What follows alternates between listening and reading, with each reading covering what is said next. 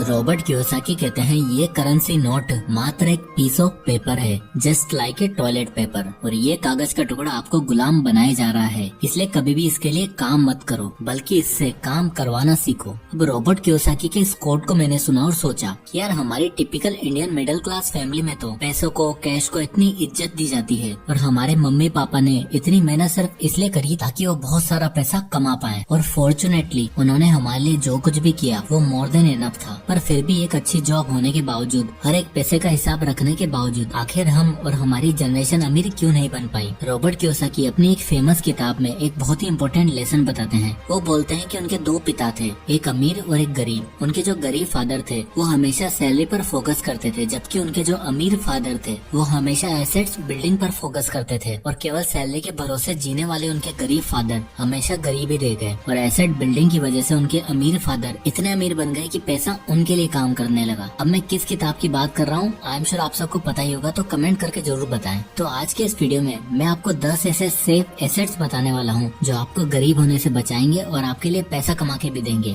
ताकि जो गलती आज तक हमारे पेरेंट्स करते आए हैं और हम भी शायद कर ही रहे हैं उसे हम सुधार सके। एंड बिलीव मी, इनमें से कुछ एसेट्स तो ऐसे हैं जिनके बारे में किसी ने आज तक आपको बताया भी नहीं होगा। पर उससे पहले जानते हैं कि जो हमारे पेरेंट्स थे उनकी सबसे बड़ी गलती क्या थी। वो थी बैंक्स। जी हाँ, दरअसल हमारे पेरेंट्स ने और उनके भी पेरेंट्स ने एक ही चीज सीखी कि मेहनत करो, पैसा कमाओ, अपनी जरूरतें पूरी करो, और जो कुछ भी बचे वो बैंक में जाकर डाल दो। यानी मेहनत खुद करो, पसीना आपने बहाया और पैसा बैंक्स को दे दो। दरअसल बैंक्स को हम सेफ एंड सिक्योर प्लेस समझते हैं और ये एक्सपेक्ट करते हैं कि बैंक से मिलने वाला इंटरेस्ट से हमारा पैसा बढ़ जाएगा, जो कि बिल्कुल गलत है। दरअसल बैंक्स में रखा आपका पैसा सेफ नहीं है। वो 3 से 4% वाला इंटरेस्ट रेट आपको आने वाली महंगाई से नहीं बचा सकता। हर साल इन्फ्लेशन 8 से 10% से बढ़ता है, और बैंक्स कितना देता है, 4%। यानी अगर आज एक चीज 100 रुपए की मिल रही है तो नेक्स्ट ईयर उसकी वैल्यू 108 रुपए हो जाएगी। पर आपके बैंक में रखे 100 रुपए सिर्फ 104 ही होंगे। यानी पैसा बढ़ेगा तो सही, पर अब क्या आप उससे वो चीज खरीद सकते हो? नहीं। और हाँ, जहाँ तक बात हो रही है सेफ्टी की, तो कैसा लगेगा कि अगर आपको मैं कहूँ कि आपके बैंक अकाउंट में जो पैसा शो हो रहा है वो सिर्फ एक नंबर है। असल में आपके बैंक में पैसा उतना पड़ा ही नहीं है। आपके डाले हुए पैसों को बैंक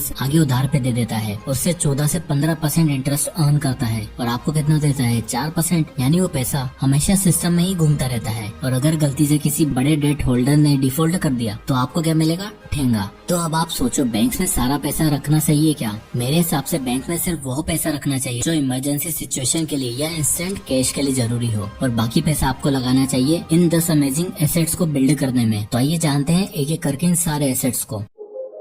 एसेट नंबर 1, लैंड। अब आखिर बैंक नहीं तो पैसा कहाँ पर डाले, जमीन में? जी हाँ, बिल्कुल। Invest in land. Land and real estate investment एक ऐसा सोर्स है जो आपको जल्द से जल्द फाइनेंशियली फ्री बनाने में काम आता है। अब सभी रिच लोगों का एग्जांपल देख लो। एक बिजनेस के साथ साथ उनके पास कोई ना कोई रियल एस्टेट इन्वेस्टमेंट जरूर होता है। ऐसा इसलिए क्योंकि रियल एस्टेट में इन्वेस्ट करने से आपको बहुत सारे फायदे मिलते हैं, जैसे कि टैक्स बेनिफिट, आप डेप्रिसिएशन और लोन्स के इंटरेस्ट पेमेंट की डिडक्शन ले सकते हो। प्लस में लैंड ओन करने से आपको कैपिटल एप्रिसिएशन भी मिलता है, और सबसे बड़ी चीज, बढ़ती इन्फ्लेशन के साथ आपके लैंड की वैल्यू भी बढ़ती है, तो इन्फ्लेशन की तो चिंता ही नहीं है। और तो और बाकी लोन्स के कंपैरिजन में आपको होम लोन्स भी बहुत आसानी से मिल जाता है, जिससे आप OPM यानी अदर्स पीपल मनी का यूज करके अपने लिए एक पैसिव इनकम सोर्स बना सकते हो, जिससे आपको कंटिन्यूस कैश आता रहेगा। इंडिया में टाटा और अडानी अपने बिजनेस के साथ साथ रियल एस्टेट में भी इन्वेस्ट करते हैं, और अभी रिसेंटली आपने सुना होगा बहुत से लोगों ने यूपी के अयोध्या में लैंड परचेज किए हैं, क्योंकि लैंड लिटरली बैठे बैठे आपको अमीर बना सकता है। पर एक सबसे बड़ा सवाल आता है कि लैंड में तो बहुत पैसा लगता है और हमारे पास तो पैसा है नहीं। तो आपके लिए आता है एसेट नंबर 2, रीट्स यानी कि रियल एस्टेट इन्वेस्टमेंट ट्रस्ट। ये एक म्यूचुअल फंड की तरह काम करता है। इसमें ये ट्रस्ट या फिर कंपनी कमर्शियल प्रॉपर्टीज जैसे मॉल्स, होटल्स, शॉप्स या फिर रेजिडेंशियल प्रोजेक्ट जैसे अपार्टमेंट्स, हॉस्टल, इन सभी जगहों पर अपना पैसा इन्वेस्ट करती है। अब रीट्स में इन्वेस्ट करने से आपको 3 फायदे मिलते हैं। नंबर 1, इसमें आप मात्र 500 रुपए से भी शुरुआत कर सकते हो, तो आपको ज्यादा अमाउंट की जरूरत नहीं होती। नंबर 2, अब ये कंपनी जिन जिन जगहों पर पैसा लगाती है जैसे मॉल्स में या फिर होटल्स में, जो कि कमर्शियल प्रॉपर्टीज होती है, तो वहाँ से इनको हर महीने रेंट आता है। तो ये कंपनी अपने इन्वेस्टर को जितना भी टोटल रेंटल इनकम होती है उसका 90% डिविडेंड के रूप में दे देती है। यानी कि डिविडेंड आपके बैंक अकाउंट में हमेशा क्रेडिट होता रहता है। नंबर 3, रेंटल इनकम तो हमें रेगुलर मिलती ही रहती है, साथ ही कंपनी जिन प्रॉपर्टीज को खरीदती है उनका प्राइस भी समय के साथ बढ़ता चला जाता है, और फ्यूचर में लैंड की प्राइस बढ़ जाने से आपको कैपिटल एप्रिसिएशन का भी फायदा मिलता है। तो अगर आपके पास लाखों करोड़ों नहीं है रियल एस्टेट में इन्वेस्ट करने के लिए, तो रीट्स आपके लिए एक अच्छा ऑप्शन हो सकता है। तो अभी तक अगर आपको ये 2 एसेट्स पसंद आए हैं तो वीडियो को लाइक करना ना भूलें। अब चलते हैं एसेट नंबर 3 पे, लाइसेंसिंग। लाइसेंसिंग का मतलब है एक ऐसा एग्रीमेंट जिसमें आपके द्वारा बनाया गया कोई भी डिजाइन, आर्ट, टेक्नोलॉजी या फिर प्रोडक्ट आप किसी दूसरे को दे देते हो और बदले में उसकी सेल्स का कुछ परसेंटेज कमीशन अर्न करते हो। जैसे कि मई 2018 में नेस्ले और स्टारबक्स ने $7.5 बिलियन की एक डील करी, जिसमें नेस्ले ने $7.5 बिलियन के कैश के बदले में स्टारबक्स से उसके एक्सक्लूसिव राइट्स खरीदे, ताकि वह स्टारबक्स के प्रोडक्ट जैसे कि कॉफी और टी बीन्स को वर्ल्ड वाइड बेच सके और इसके बदले में स्टारबक्स को टोटल सेल्स का भी कुछ कमीशन मिलेगा, यानी कि $7.5 बिलियन तो सही, साथ में कुछ कमीशन भी। ठीक इसी तरह माइक्रोसॉफ्ट हर कंप्यूटर कंपनी के साथ लाइसेंस एग्रीमेंट करता है, क्योंकि विंडोज सॉफ्टवेयर ही उनका है, जिससे उन्हें डील का तो पैसा मिलता ही है, साथ में हर सेल्स पर रॉयल्टी भी मिलती है। अब ये तो बड़ी बड़ी कंपनीज की बात हो गई, पर आप अपने आप कोई ऐसा आर्ट या कोई ऐसा प्रोडक्ट बना सकते हो। जैसे स्टीफन की नाम के एक आदमी ने माइकल जॉर्डन का एक वॉल बॉल बनाया था और एक कंपनी को बेचा, जिससे उन्हें 10 सालों तक हर साल 70 लाख रुपए मिले। और मजे की बात तो ये है कि इस डिजाइन को बनाने में उन्होंने सिर्फ $20 से $30 ही खर्च किए थे। तो अगर आप भी कुछ ऐसा प्रोडक्ट या डिजाइन बना सकते हो तो आप भी लाइसेंसिंग के थ्रू उससे लाखों रुपए कमा सकते हो। अब आता है asset number 4, flip products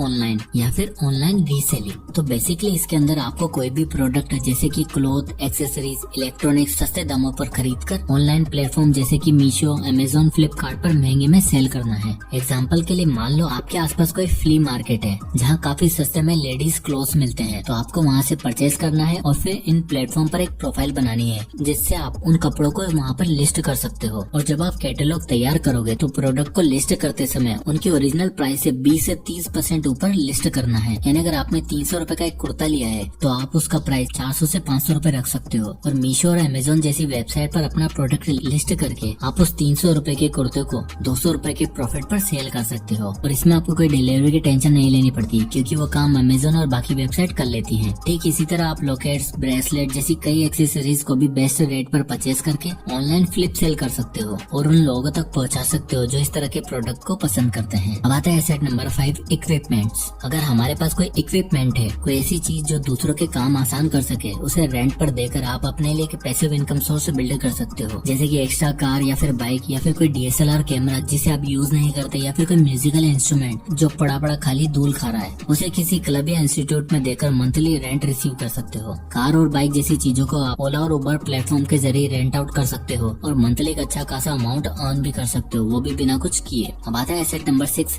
digital assets. आजकल डिजिटल प्रोडक्ट्स, डिजिटल वर्ल्ड का जमाना है। हर कोई अपने मोबाइल और अपने कंप्यूटर स्क्रीन से चिपका रहता है। ऐसे में डिजिटल एसेट्स जैसे कि documents, audio books, videos, courses, apps और वेबसाइट आपके लिए गेम चेंजर साबित हो सकते हैं। देखो यार, पहले के जमाने में लोगों के पास इतना एक्सेस नहीं होता था और उन्हें इतना इंटरेस्ट भी नहीं था, पर आज के डेट में हर कोई डिजिटल प्रोडक्ट्स को, कोर्सेज को कंज्यूम भी करता है और उसे क्रिएट करने का दम भी रखता है। इससे फायदा ये होता है कि एक बार डिजिटल प्रोडक्ट क्रिएट करके या कोई कोर्स क्रिएट करके आप उसे बार बार कई लोगों को सेल कर सकते हो। जैसे कि यूडेमी, अपग्रेड, इन सभी वेबसाइट पर इन्होंने कोर्स अपलोड कर दिया है और कोई चाहे तो बार बार इन कोर्स को खरीद कर देख सकता है। यानी इसमें कॉस्ट ऑफ रीप्रोडक्शन बिल्कुल 0 हो जाता है। इसलिए जैक मा ने एक बार कहा था कि वॉलमार्ट को ज्यादा प्रोडक्ट्स बेचने के लिए ज्यादा स्टोर्स खोलने होंगे, जिसमें उन्हें बहुत टाइम लग जाएगा, पर मुझे सिर्फ 2 सर्वर सेट करने होंगे और मैं वॉलमार्ट से दुगनी सेल कर दूंगा। So go digital. Asset number 7, build a YouTube channel. आज की डेट में मोस्ट डिमांडिंग और मोस्ट पॉपुलर एसेट है आपका कंटेंट, और कंटेंट से पैसा कमाने के लिए सबसे बेस्ट प्लेटफॉर्म है यूट्यूब। और यूट्यूब के जरिए आप अपने लिए एक पैसिव इनकम सोर्स तो बिल्ड कर ही सकते हो, जिसमें आपको मजा भी आएगा, पॉपुलैरिटी भी मिलेगी और साथ ही फाइनेंशियल फ्रीडम भी मिलेगी। एक यूट्यूब चैनल किसी भी चीज का हो सकता है, कॉमेडी हो, entertainment, lifestyle, food, travel, motivation, financial, vlogs, education etcetera.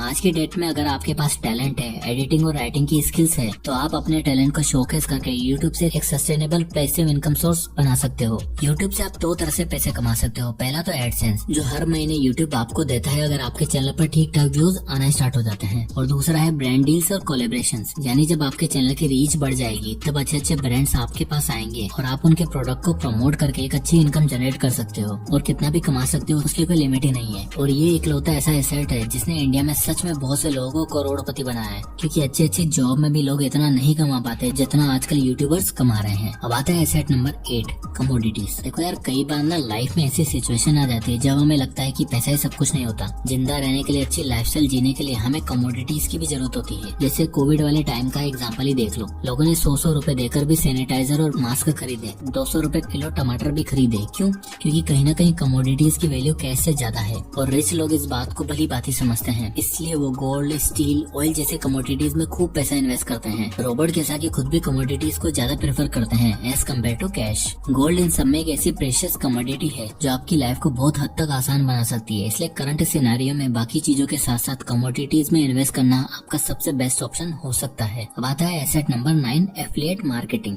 अगर आप मार्केटिंग में अच्छे हो पर आपके पास आपका खुद का कोई प्रोडक्ट नहीं है तो आप पहले दूसरी कंपनीज और दूसरे प्रोडक्ट के लिए मार्केटिंग कर सकते हो और बदले में एक फीस चार्ज कर सकते हो। अब जैसे मान लो आपको स्टॉक से म्यूचुअल फंड में इन्वेस्ट करना है तो आपके पास एक डीमेट अकाउंट होना चाहिए। अगर आप इस वीडियो के डिस्क्रिप्शन या फर्स्ट कमेंट में जाओगे तो आपको एक डीमेट अकाउंट ओपन करने का लिंक मिलेगा जो आपके लिए तो बिल्कुल फ्री है, इसमें आपको कोई पैसा या कमीशन नहीं देना। और अगर आप मेरे इस लिंक से जाकर डीमेट अकाउंट ओपन करते हो तो बदले में मुझे कुछ एफिलिएट इनकम होगी। तो इस तरह अगर आपके पास भी ऑडियंस इकट्ठा हो जाती है तो आप भी एफिलिएट इनकम के थ्रू ठीक ठाक सा पैसा बना सकते हो। अब आता है asset number 10, index fund. At last और मेरा फेवरेट, इंडेक्स फंड। अपनी वेल्थ को इंक्रीज करने के लिए हर इंसान चाहता है कि वो देश की बेस्ट से बेस्ट कंपनी में पैसा इन्वेस्ट करे और वहीं पर आता है इंडेक्स फंड, जिसमें देश की टॉप 50 कंपनी लिस्टेड होती है। और रिच माइंडसेट वाले लोग इस बात को अच्छे से जानते हैं कि अपने काम के साथ साथ अगर कोई चीज हमें अमीर बना सकती है तो वह है अदर्स पीपल टाइम, यानी पैसा आपका पर मेहनत दूसरों की और मुनाफा भी आपका। मिस्टर कुकरेजा इस बात को बहुत ही जल्दी समझ गए थे कि जॉब के साथ साथ अगर इंडेक्स फंड में इन्वेस्ट किया जाए तो एक लंबे टाइम के बाद अच्छे रिजल्ट मिलेंगे, पर उन्हें ये भरोसा नहीं था कि ये इन्वेस्टमेंट बढ़ती इन्फ्लेशन को बीट भी कर पाएगा या फिर नहीं। तो पहले कुछ टाइम तक उन्होंने 6000 रुपए महीने SIP के थ्रू इन्वेस्ट करना शुरू किया और उन्होंने पाया कि इस इन्वेस्टमेंट पर तो उन्हें 13% तक का रिटर्न मिल रहा है जो इन्फ्लेशन को आराम से बीट कर सकते थे। इसलिए अब उन्होंने बैंक में लिमिटेड पैसा रखते हुए महीने के 15,000 रुपए इन्वेस्ट करना शुरू किया। तो अगर मिस्टर कुकरेजा सिर्फ 15,000 की SIP 20 सालों के लिए करते हैं जहाँ उन्हें 13% का रिटर्न मिलता है तो आप देख सकते हो कि उनकी वेल्थ 20 सालों बाद 1,71,82,787 रुपए हो जाएगी। बट यहाँ पर कई सवाल आते हैं कि कौन सा इंडेक्स फंड चूज किया जाए, हमसे कोई गलती ना हो जाए और किन किन बातों का ध्यान रखना चाहिए SIP शुरू करते समय। और अगर आपके भी यही सारे सवाल हैं तो ये राइट वाला वीडियो देखना ना भूलें। इसमें मैंने अच्छे से बताया कि आपको कैसे फंड चूज करना है और अपनी SIP शुरू करने से पहले इस वीडियो को जरूर देख लें। इस वीडियो का लिंक मैं आपको डिस्क्रिप्शन में भी दे दूंगा। तो मिलते हैं नेक्स्ट वीडियो में, तब तक के लिए जय हिंद।